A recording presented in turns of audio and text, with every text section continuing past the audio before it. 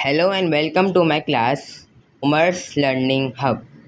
And in our today's class, we will try to learn something new, which is very new to all of us because it's a new topic. And we will are carrying on with a new topic, logarithm, which we started yesterday. And today I want to tell you that there are two types of logs: common log and natural log. What is the difference between them? Many people get confused between the difference of common log and natural log. So it is the best way to describe these two log. So the common log what says a log with base 10 is called a common log. What means a log with base 10? If any log has a base 10 with any coefficient or any variable is known as a common log. And what is the example of it? For example, y equal to log base 10 x can be written as y equal to log x.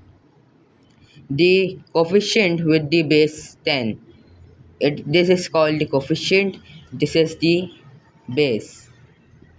We can also write in the form of y equal to log x with no, because there is no need to write 10 in the base of log.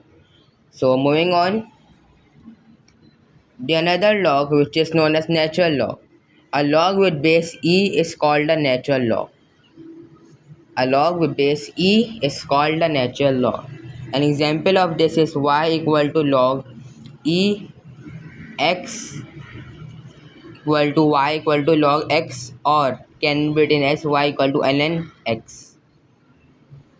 What does it mean? Log x means log ln x. Simply log can be simplified or written as ln because both have the same meaning, and they both can be calculated in the calculator. So I hope that you have understand the difference between the common log and the natural log. So moving on, and today we will try to finish the laws of logarithm. There are four types of laws of logarithm, only four, and they are much easier, and I will tell you step by step and a detailed explanation related to the laws of logarithm. The first law of logarithm says the product law. The product law means that they are being combined and multiplied by each other. The products means by they are multiplied or simplified by each other. So log base am, so log am plus log an equal to log a mn, because mn will be written in brackets because they are both are variables. If any coefficient is involved, we will don't need to write brackets. So this is the general formula, or we can say the general term of the product law. An example of the product law is log 3 5 plus log 3 7 is been when we will expand or factorize them. So log 3 7 5 are 35, so log 3 35 will be our answer. This is the very basic level. Then the second example of product law is log a x y z. These trio variables are being multiplied by each other, so log ax then plus log a y plus log a z. This sign of plus everywhere means that they are being multiplied. If you write plus or you combine them, it's mean same. So these trio can be written as this by factorizing. So moving on to the second law, which is the quotient law.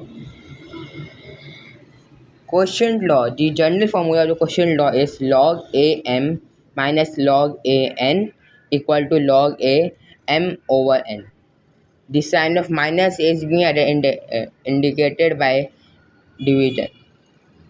The link between the plus multiply is same, and minus and division is same.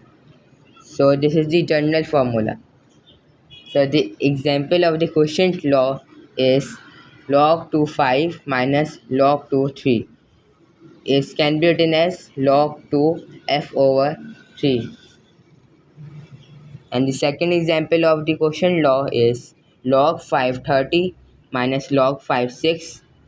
When we will factorize them, so we will get the answer log 5 5, which can be simplified further to get the answer 1.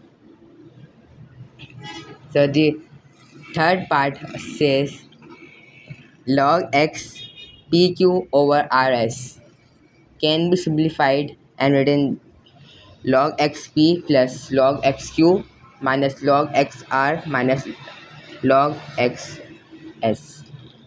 So the second last law of the power law says log a x power n equal to n log a x. The power can be written in the front and then they can be simplified by getting n log a x. The further will be written same. And these are the further examples you can go through. So the last law of the logarithm says the change of base law means we are changing the base if the base are not equal.